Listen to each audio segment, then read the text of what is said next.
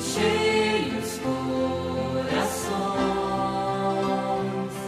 dos vossos fiéis.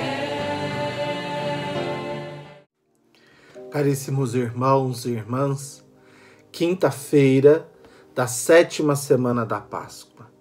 Que a paz e a graça do Senhor Jesus esteja contigo, com a sua família, e que a força do ressuscitado traga ao seu coração uma experiência de vida nova. 7º dia da nossa novena de Pentecostes, suplicando a vinda deste Espírito, Criador e renovador de todas as coisas.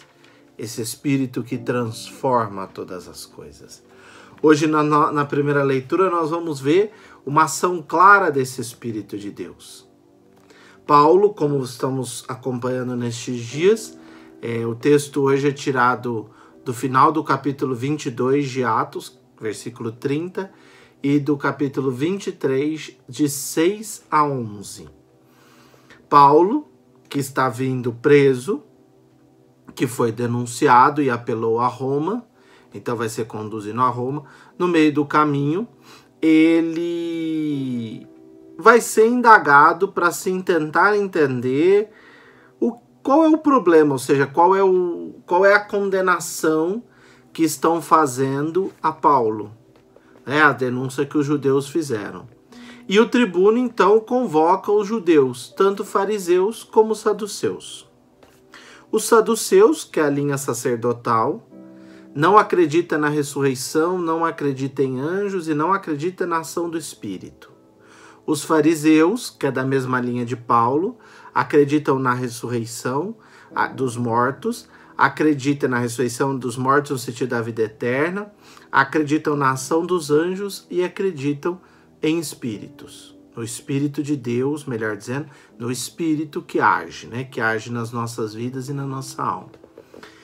E Paulo está sendo acusado pelos judeus de ser alguém que fala contra a lei, mas de modo especial de ser alguém que não segue a religião romana. Então o tribuno convoca ambas as partes. De modo geral, os judeus iriam condenar Paulo por não seguir a sua fé de forma correta ou por dizer contra. Mas Paulo, como vai dizer Jesus, não prepareis o vosso discurso, o Espírito vos iluminará. Paulo vai mostrar aos judeus, saduceus e fariseus o problema deles. Então Paulo, ao invés de se defender, Paulo, realmente iluminado pelo Espírito, afirma a verdade do que ele crê. Ouçamos o que Paulo nos diz no versículo 6. Sabendo que de uma parte dos presentes eram saduceus e a outra parte era fariseus, Paulo exclamou ao conselho dos anciãos: Irmãos, eu sou fariseu e filho de fariseus. Ele não mente. Ele pode ter se convertido a seguir Jesus Cristo. Mas aqui pouco a gente sabe dizer se não existe ainda cristãos e católicos. Paulo se reconhece como judeu, da mesma forma que Pedro, da mesma forma que Tiago, da mesma forma que João, saem a evangelizar todos os povos, mas ainda se entendem judeus. Então, eu sou fariseu e filho de fariseus, e estou sendo julgado por causa da nossa esperança na ressurreição dos mortos. Paulo afirma o que ele já acreditava como judeu e que ele acredita agora como cristão, que essa ressurreição foi dada pelo Cristo, pela vida que o Cristo nos ofereceu. E isso gera um tumulto entre eles, porque o que divide os judeus não é só uma questão de doutrina, é uma questão de não colocar o projeto de Deus acima de detalhes pessoais ou ideológicos. Toda vez que nós resolvemos colocar a nossa proposta acima da palavra de Deus ou da ação de Deus, nós nos perdemos. Nós não conseguimos compreender o projeto e a mensagem de Deus para nós. Nós não conseguimos compreender qual é a proposta desse Senhor para nós. Por isso que ontem o texto dizia: Pai, consagra-os na verdade. Nós precisamos nos apoiar nessa verdade, meus irmãos e irmãs. É essa verdade que liberta. A verdade que liberta não é uma verdade de ficar expondo a vida dos outros aqui ou acolá como fofoca. A verdade que liberta é o Cristo, o projeto do Cristo. Não é a sua vontade, não é a minha vontade, não é a vontade dele ou dela, é a vontade do Cristo. Nós precisamos abrir o coração, abrir a nossa vida para ouvir o projeto de Deus para nós. E Paulo coloca estes dois grupos a se questionarem se realmente estão ouvindo o projeto de Deus. Se estão atentos a esse projeto, se estão dispostos a esse projeto. E no relato de Lucas, vai existir uma grande contenda e Paulo é devolvido à prisão, já que o tribuno percebe que ali não vai conseguir achar uma solução. Mas o próprio Deus fala com Paulo. Versículo 9. Versículo 11, melhor dizendo. Na noite seguinte, o Senhor aproximou-se de Paulo e lhe disse: tem confiança. Assim como tu destes testemunho de mim em Jerusalém, é preciso que tu sejas também minha testemunha em Roma.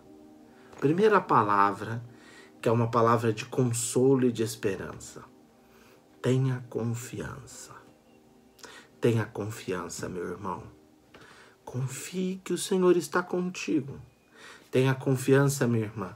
Confirme que o Senhor te apoia e te sustenta nesse caminho que pode não ser fácil, que pode não ser tranquilo, mas esse sustento e essa força do Senhor é que nos dará a garantia para continuarmos caminhando com esperança, para continuarmos caminhando com decisão. É este Senhor que sustenta, ilumina e fortalece as nossas vidas. Tende confiança. O texto pode mostrar que Paulo vai ser um grande evangelizador de Roma, mas nós sabemos que Paulo vai a Roma para dar a sua vida em sacrifício, para ser realmente reconhecido como o grande apóstolo que evangelizou e ofereceu a sua vida em sacrifício.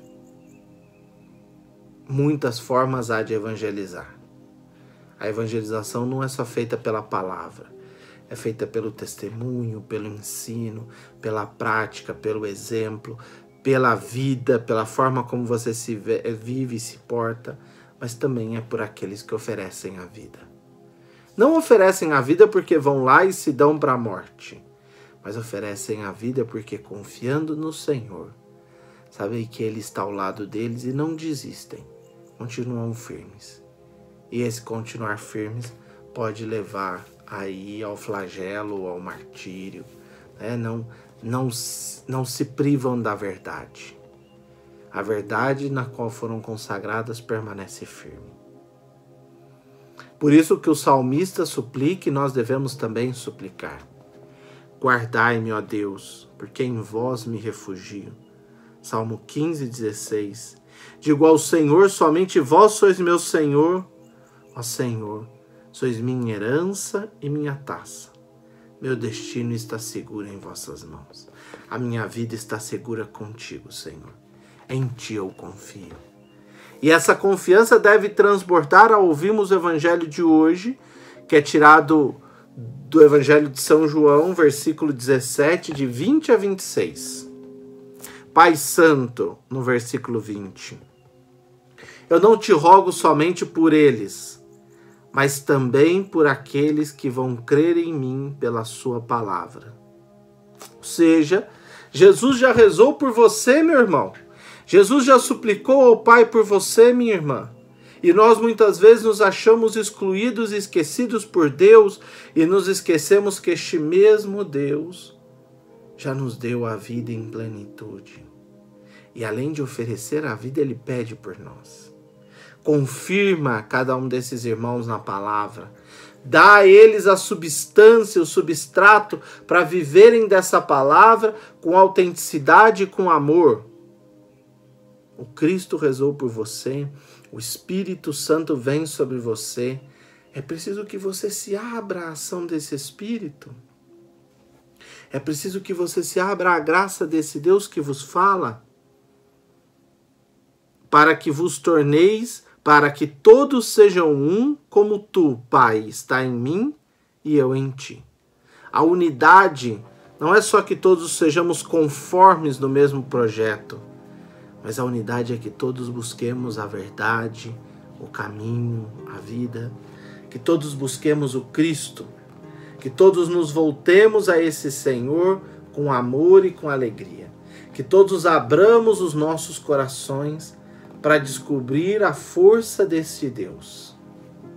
Por isso Jesus reza pelos seus discípulos e reza por nós, para que formemos essa grande unidade.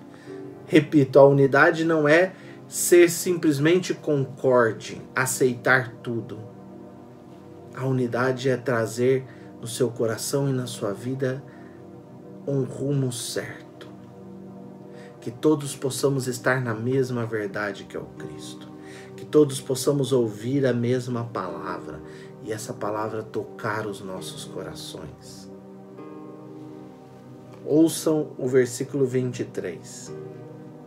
Eu neles e tu em mim, para que assim eles cheguem à unidade perfeita e o mundo reconheça que tu me enviastes e os amastes como me amastes a mim.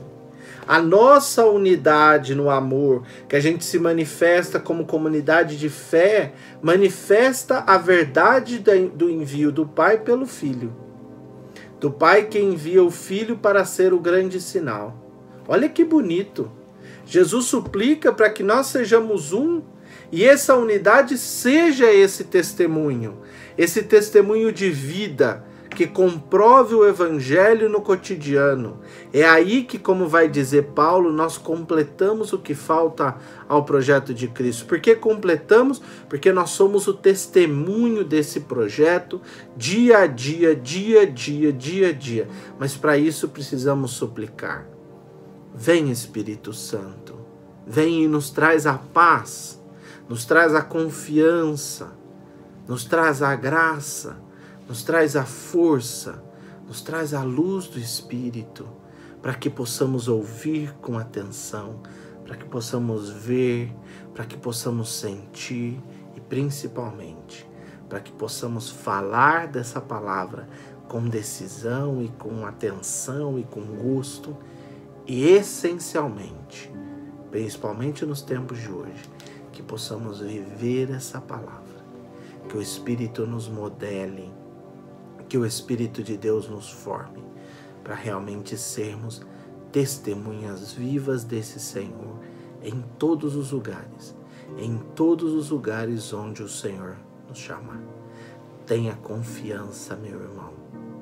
Vinde, Espírito Santo, vinde pela intercessão da Virgem Santíssima e nos ensine a sermos dóceis como ela foi para acolher este Espírito no seu coração. Fique em paz, que o Senhor o acompanhe e que continuemos a nossa novena de Pentecostes. Por isso